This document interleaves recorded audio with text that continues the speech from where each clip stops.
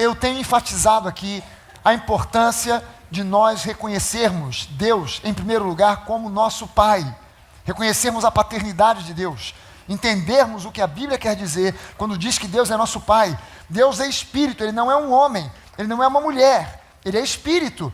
Mas Deus então poderia se revelar como uma mãe. No entanto, a palavra de Deus mostra que Ele se revela como nosso Pai, porque é fácil entender a maternidade, mas é mais difícil entender o papel da paternidade. E por melhor que tenha sido o seu pai, ou que seja o seu pai, se você tem os seus pais vivos, se você tem o seu pai vivo, ou se ele já faleceu, por melhor que tenha sido ou que seja o seu pai, você precisa desenvolver um entendimento real, bíblico, a respeito da paternidade de Deus. Porque Ele é um Deus bom, e se você tem uma imagem errada, ruim, por causa de um passado de um pai negligente ou ausente, aí mesmo é que você precisa ir à palavra para reconhecer a paternidade de Deus. Porque Ele é um pai não por título, não é um título que Ele tem, é uma nova condição de relacionamento que nós temos com Ele. Ele é nosso pai, literalmente Ele agora é nosso pai, o nosso Pai Celestial. No Antigo Testamento, Deus se apresentou ao homem com uma série de nomes que envolviam títulos. Ele se apresentou ao homem como, por exemplo, Jeová Tzidkenu, Yorvá Tzidkenu, o Deus que é a nossa justiça. A nossa justiça não vem de nós mesmos, a nossa justificação diante dele é Ele mesmo quem produz, é Ele quem faz. Então Ele é Yorvá, o Senhor que é a nossa Tzidkenu, a nossa justiça. É um título que mostra o caráter de Deus. Ele mostrou outros nomes que revelam o caráter dele. Ele é o nosso Jeová Nissi, o Deus que é a nossa bandeira, que transmite uma imagem de um general montado no seu cavalo, à frente do seu exército, com a bandeira do seu exército desfraldada, tomando e conquistando o terreno. E o seu exército vindo atrás, apenas tomando posse daquilo que o general conquista, batalhando e lutando pelo seu exército. Ele é o nosso Jeová Nissi, Ele é o nosso Jeová Roi, o Deus que é o nosso pastor, o Senhor que é o nosso pastor, por isso nada nos falta. É o caráter dele. É o Elion, o Deus Altíssimo, que está bem acima do diabo, do inferno, dos principados, potestades, e nós estamos assentados com Ele em lugares celestiais. Ele é o Elion. Mas, no Novo Testamento, Jesus veio revelar apenas um nome de Deus para nós: Pai. Nenhuma oportunidade Jesus orou dizendo Senhor. Ele sempre orava dizendo Pai, meu Pai. Ele veio revelar para nós que esse é o nome com o qual Deus quer que nós o conheçamos. E não é somente um nome, não é um título, é uma condição nova de relacionamento que nós temos com Ele e que Ele tem conosco. O apóstolo Paulo diz para nós agora em Romanos, no capítulo 8, que os verdadeiros filhos de Deus são dirigidos pelo Espírito Santo de Deus. E que esse Espírito habitando em nós, Ele nos inflama, de modo que nós clamamos, Abba, Pai. E essa palavra Abba, que é hebraico, é muito interessante que os tradutores não tenham traduzido a palavra Abba, porque senão ficaria, aquele que tem o Espírito de Deus, ele clama, Pai, Pai. Mas os autores perceberam que toda a epístola havia sido escrita em grego, mas Paulo deixa uma palavra hebraica naquela frase ali, repetida depois em grego, Abba, Pai. E eles perceberam que era proposital. Se você for a Israel, o pessoal que for conosco a Israel em maio do ano que vem, eu acho que as inscrições, me falaram que as inscrições para essa excursão já acabaram, mas se você for algum dia a Israel, ou se você já foi, quando a gente passeia ali na cidade antiga, na cidade velha de Jerusalém, em especial do lado de fora, onde você tem alguns trechos de gramados, onde nos fins de semana as famílias vão ali para fazer um churrasco, para fazer um piquenique, e você tem muitas crianças, se você parar para ouvir, você vê as crianças chamando muitas vezes, Abba, Abba, Abba, que quer dizer papai, paizinho. É um título, é um nome de intimidade. Não é simplesmente um adjetivo, é um nome de intimidade, que revela uma intimidade, que revela uma proximidade de um pai amoroso, de um pai que tem um relacionamento próximo com seus filhos. Há pais naturais que gostariam de prover para os seus filhos, mas não tem o suficiente. Olha, os sonhos do meu filho são sonhos muito altos, e eu não tenho condições de bancar esse sonho. Eu oro por ele, eu torço por ele, eu encorajo, eu incentivo, mas eu tenho um limite. Mas o nosso Pai Celestial é um Deus ilimitado, é um Pai ilimitado, e Ele tem a intenção de prover para nós, amém? Mas isso é recebido pela fé, é uma postura de fé. Ele é o nosso Pai, e nós recebemos isso pela fé, e essa provisão é dada a nós pela fé. E eu comecei aqui pregando na semana retrasada essas 3 mensagens incluídas nessa grande série chamada Deus, nosso Pai, nosso provedor, Deus, seu Pai, seu provedor. Eu comecei a falar aqui primeiro sobre o maná, que espelha Jesus, que mostra, que revela Jesus, o maná que é doce como mel, que revela Jesus, que é o pão da vida. Mas há 3 semanas eu comecei a falar sobre justificação, a chave para nós desfrutarmos da herança que nós temos em Cristo. Entender a justificação, compreender sobre a justificação, receber revelação sobre a nossa justiça em Cristo. É a chave para a gente desfrutar da herança que nós temos, a herança de Abraão, a herança que nós temos em Cristo. E eu pensei aqui 2 versículos de Romanos 4. Eu li na primeira semana uma porção mais extensa de Romanos 4. Mas eu pensei 2 versículos aqui, o 13 e o 16, que nos dizem o seguinte: não foi mediante a lei que Abraão e a sua descendência receberam a promessa de que ele seria herdeiro do mundo, do cosmos. No grego, cosmos, o universo, muito mais do que simplesmente o planeta Terra, o universo. Não foi mediante a lei, ou seja, não foi mediante a obediência aos 10 mandamentos. Não foi a obediência aos 613 mandamentos. Não são somente 10, são 613 os mandamentos. Os 10 são apenas o núcleo, os principais, mas em torno desses 10 existem outros mandamentos que formam um total de 613 mandamentos que formam a lei mosaica. Não foi mediante a obediência a esses mandamentos, a regras, não foi mediante o cumprimento de mandamentos religiosos, de ritos ou rituais, não foi mediante nada disso, até porque a lei foi dada 430 anos depois de Abraão. 430 anos antes da lei vir a ser dada a Moisés.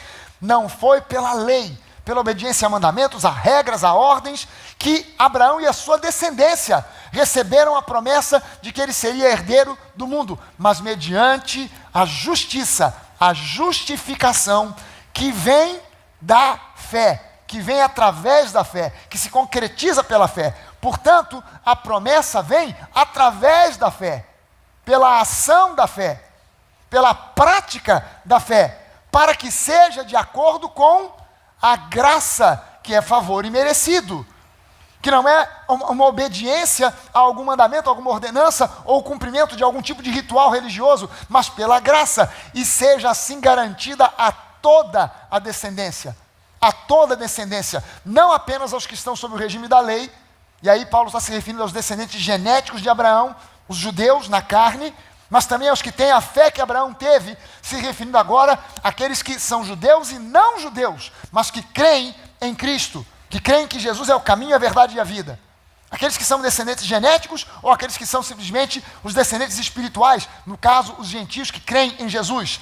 Ele é o Pai de todos nós, Ele é o padrão, Ele é o exemplo da fé, para que nós possamos exercitar essa fé e crer, como Abraão creu. Ele creu em Deus e isso lhe foi atribuído por justiça, lhe foi imputado, atribuído como justificação diante de Deus. Nós também cremos e somos justificados. Amém?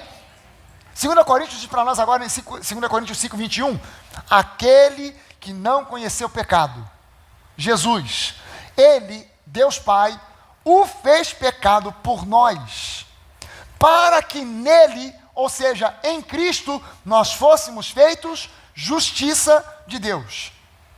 Você olha para Jesus e faz a seguinte pergunta: quantos ou quais pecados Jesus cometeu para merecer a cruz? 33 anos de vida nesse planeta, sem nunca cometer um pecado, uma vida perfeita, sem nenhum pecado. O que ele fez então para merecer a cruz? Absolutamente nada. O que nós fizemos para merecer sermos considerados justos, justificados diante de Deus? Também absolutamente nada. Não foi por obediência, não é por obediência a mandamentos, a ordenanças, não é pelo cumprimento de ritos e rituais que nós somos justificados. Há pessoas que, as igrejas às vezes, parecem transmitir esse tipo de mensagem. E há pessoas que creem, não, nós seremos justificados quando chegarmos no céu. Nesse mundo aqui, somos pobres, miseráveis, pecadores. Nós só vamos ser justificados quando chegarmos no céu. E essas pessoas não entendem, porque o que elas estão entendendo com esse tipo de doutrina é que elas precisam aceitar a Jesus aqui e agora entrar nesse curso que vai levar a vida inteira. Ela tem que fazer Atos, ela tem que fazer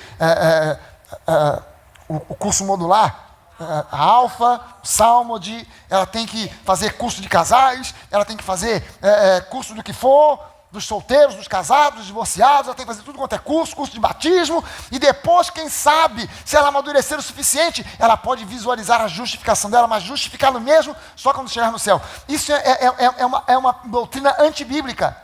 O que a Bíblia mostra para mim e para você é que no momento em que você recebe a Jesus, você é justificado. Você é transladado das trevas para a luz e passa a ser santo, não mais um pobre e miserável pecador. Você foi um pobre e miserável pecador, mas agora em Cristo você é justo, você é santo. Amém? Amém. Aleluia! Eu preciso estar consciente da principal função do Espírito Santo habitando em mim. O Espírito Santo habita em nós, amém, gente? O Espírito Santo habita em nós. Por que você acha que ele habita em nós? Você acha que Deus não tinha uma morada para ele? E olhou e disse: Espírito Santo, precisa arrumar uma casa para você, está difícil, gostaria de te dar uma cobertura luxuosa, mas não tem, então eu vou te dar a minha casa, a minha vida espiritual. Você vai morar no coração desse povo aí. É a minha casa, a minha vida espiritual. É o que temos por um momento. Infelizmente, você vai ter que se conformar. E vai ter que morar no coração desse pessoal aí. Não, o Espírito Santo veio habitar em nós, porque nós fomos feitos agora imagem e semelhança de Deus, em Cristo Jesus.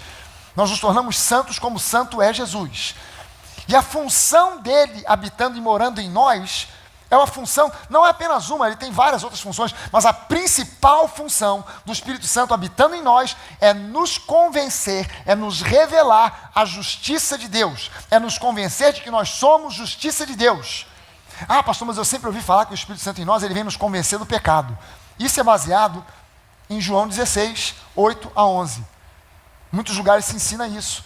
O Espírito Santo é o que nos convence do pecado, porque a palavra de Deus diz que ele nos convence do pecado. No entanto, se você ler o versículo com cuidado, ele diz lá no versículo 8, quando ele, isso é Jesus falando para os seus discípulos, Jesus na última ceia, conversando com os discípulos, os capítulos 14, 15 e 16, onde ele fala sobre várias coisas, em especial sobre o Espírito Santo, sobre a vinda do Espírito Santo, ele diz o seguinte: quando ele, o Espírito Santo vier, ele convencerá o mundo. Ele está falando com os discípulos. Ele não disse: ele convencerá vocês do pecado. Ele diz: ele convencerá o mundo do pecado, da justiça e do juízo. E a prova de que isso não é com você é porque agora no versículo 9 ele diz: do pecado, porque não creem em mim. Quem aqui crê em Jesus? Caramba, então não é com você que ele está falando. É com as pessoas que estão no mundo que ainda não creem em Jesus. A essas pessoas, o Espírito Santo convence. A função do Espírito Santo nesse mundo é convencer o pecador sobre o pecado. Não é sobre os pecados. O Espírito Santo não vai convencer o adúltero do adultério. O adúltero sabe que está adulterando. Ele não vai convencer o ladrão do roubo. O ladrão sabe que está roubando. O Espírito Santo não precisa convencer. O ladrão está fugindo com a TV de plasma nas costas. E o Espírito Santo vem e diz: olha, você está roubando. Ah, estou mesmo. Eu não sabia. Está com a mão no dinheiro do mensalão. O Espírito Santo precisa convencer. Olha, isso aí é dinheiro de corrupção. É mesmo? Eu não sabia. Não, o cara sabe. O único pecado que o Espírito Santo convence o pecador é o pecado de não ter ainda Jesus como seu Senhor e Salvador. E é o único pecado do qual ele precisa convencer a pessoa. Porque no momento em que ela receber a Jesus, todo o resto já se resolveu. Amém? Então ele precisa convencer do pecado de não ter ainda a Deus, não ter a Jesus como seu Senhor, como o caminho, a verdade e a vida. Mas não a igreja, você e eu já fomos convencidos desse pecado e já fomos libertos desse pecado, nós já temos a Jesus. Aí no versículo 10, ele diz: da justiça, porque eu vou para o Pai e não mais vivereis. Aí ele começa agora a falar assim conosco: convencer-nos da justiça, convencer-nos de que nós somos justiça de Deus, fazer o homem pecador entender que se ele receber o Espírito Santo, se ele receber Jesus, ele passará também a ser justiça de Deus. E por fim ele diz: do juízo, porque o príncipe deste mundo já está julgado. Esse último versículo aqui é a chave do entendimento do livro do Apocalipse. Entender que o príncipe desse mundo, eu preciso, quando eu vou ler o livro do Apocalipse, já abrir com uma mentalidade: o príncipe desse mundo já foi julgado. Senão eu vou abrir o livro do Apocalipse. Estou abrindo o livro do Apocalipse, aleluia. Oh, o livro que fala do anticristo, me revela, Pai, quem é o anticristo? Acho que deve ser esse meu vizinho que faz barulho de madrugada, só pode ser ele, anticristo. Faz uma barulheira de madrugada, é o anticristo, sai, anticristo. Não deve ser a minha sogra, ou aquela mulher, aquele é o anticristo. Não, você não tem que ficar preocupado de descobrir quem é o anticristo, a besta, o falso profeta, essa trindade satânica. A preocupação não é essa, por quê? Porque o príncipe desse mundo já foi julgado. Entenda o seguinte, a batata do diabo não está assando, já assou. Quando o diabo abre o forno, o que ele vê é a batata dele carbonizada. Já está tudo pretinho ali, carbonizado, não sobrou mais nada, só até fumaçando aquela fumacinha assim, ó. Porque já carbonizou a batata dele e já assou. Não está assando nem vai assar. Na cruz do Calvário, a batata do diabo já assou. Ele já foi julgado. E nós já fomos julgados em Cristo. Então eu preciso entender agora que o meu alvo, quando eu leio o Apocalipse, não é descobrir quem é o anticristo, quem é o falso profeta, a besta, é revelação, receber revelação de quem é o Cordeiro. As pessoas vão ao livro do Apocalipse, pastor, mas eu estou vendo porque diz aqui que o falso profeta se manifestará. E o anticristo, quando o anticristo vier, ele vai fazer uma marca na mão das pessoas, e a marca da besta, que só vai poder comprar no supermercado, vender. Quem tiver a marca da besta, o dinheiro vai sumir do mercado, e agora o dinheiro vai ser pelo chip que ele vai botar debaixo da pele. E a pessoa se esquece que no mesmo livro do Apocalipse, diz que você e eu não teremos, nós já temos a marca do Cordeiro. Por isso, quando eu uso isso como uma ilustração, não é real, porque não existe demônio velho nem demônio novo, mas seria um demônio velho ensinando para o demônio novo como atacar o crente. E ele vai dizer, olha, você está vendo aquele cara ali? Aquele ali você não pode tocar, aquele ali não mexe, porque a palavra de Deus diz que aquele que está em Cristo, se alguém está em Cristo, o maligno não o toca. Então ali você não pode chegar. Ali não dá. Aí o demônio novo vai perguntar, mas como é que eu faço então para destruir a vida dessa pessoa? Você não pode chegar perto, não pode tocar, mas a gente pode lançar os dardos inflamados, que são pensamentos errados, para minar a fé dessa pessoa. Nós vamos lançar dardos inflamados para que ela pense, eu sou um pobre, miserável pecador, eu não tenho jeito, o meu futuro não vai ser, eu não tenho um futuro diante de mim, eu não sou ninguém, eu sou inferior, eu não posso, eu não consigo. Ele vai mandando esses pensamentos, e a intenção do demônio qual é? Que você seja minado na sua fé, e você acabe colocando na sua boca uma confissão de derrota, de impotência, de insegurança, de medo. É isso que o diabo quer, lançando esses pensamentos errados. Que você modifique, não mais declarando o que Deus declara sobre você na palavra, mas declarando o que Ele quer que você declare, que essa enfermidade não vai embora, não tem jeito. Que os exames deram tudo ruim mesmo, olha, ela já viu, está confirmado no laboratório, que não tem jeito a sua situação financeira, que isso aí não vai reverter, que a sua família não tem remédio, que o divórcio está batendo na porta e vai entrar mesmo, que os seus filhos não têm remédio, porque você já flagrou, o menino já está sabendo que o menino está fumando maconha, que a menina está andando em mais companhias, etc. e tal. Você tem que, mesmo diante dessas circunstâncias adversas, desfavoráveis, manter firme uma confissão de fé. Jesus levou sobre si as minhas enfermidades. Ele é o meu provedor, nada me faltará. Crê no Senhor Jesus, será salvo tu e a tua casa, minha família já é abençoada, já é uma bênção. Eu já vejo meus filhos salvos, o marido, a esposa, salvos em nome de Jesus. Amém, gente?